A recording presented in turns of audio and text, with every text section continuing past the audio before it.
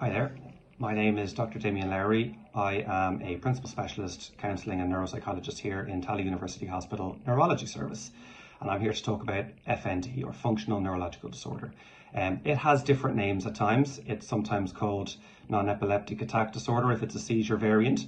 It sometimes is called pseudo-seizures, which is not an acceptable kind of nomenclature these days. Sometimes it's called psychogenic, sometimes it's called functional, and sometimes it can be, in the DSM parlance, it's called conversion disorder. That came from Sigmund Freud, who had the idea that psychic phenomena and distress was ultimately too threatening for the psyche and the person to experience fully, so it was converted into somatic energy.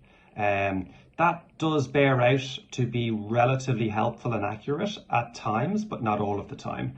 And I think that's important to say, because not everybody with an FND has trauma in their past, or indeed recent or distant past. Not everybody will not have emotional distress going on. In fact, many people with FND have co-occurring psychological distress. So therefore, if it's being converted from psychological distress and emotional experience into the somatic manifestations of that, well, then it shouldn't be co-occurring to the extent that it can. This is quite a common condition. It's purported to be the second most common condition presenting to a neurological clinic. There is a number of individuals, very smart individuals, who contest that, but it's believed to be as common as 10 to 30% of referrals to a neurology clinic will be in the domain or bucket of FND.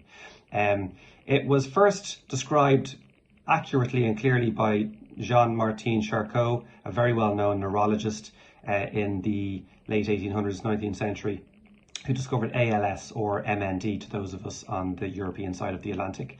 And indeed, Sigmund Freud was a student of his. So they were quite interested in the study of hysteria, which didn't appear to have obvious explanations under a microscope, as it were, but they had interesting clinical features, which ultimately led to the creation of psychiatry as an extension of neurology. So the earliest psychiatrists started out as neurologists. So this is where the territory and domain within which you will find FND.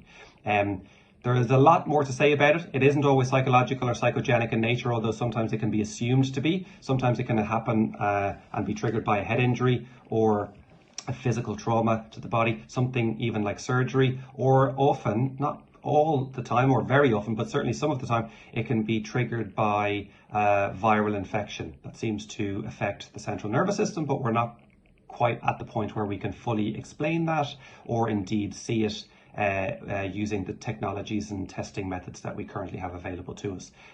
But it is nonetheless incredibly interesting, puzzling, intriguing in equal measure. It merits more research. There is a heterogeneous smorgasbord of patients that are given this diagnosis for a variety of different reasons, with a certain proportion of them having psychological co-occurring features, if not contributors or causes, but it shouldn't be assumed that it's always psychogenic in nature. It merits more research. I will leave you with the following useful resources: fndhope.org, neurosymptoms.org, and there possibly are a couple of others which I can't quite think of right now, but I'll leave it at that. Thank you for listening.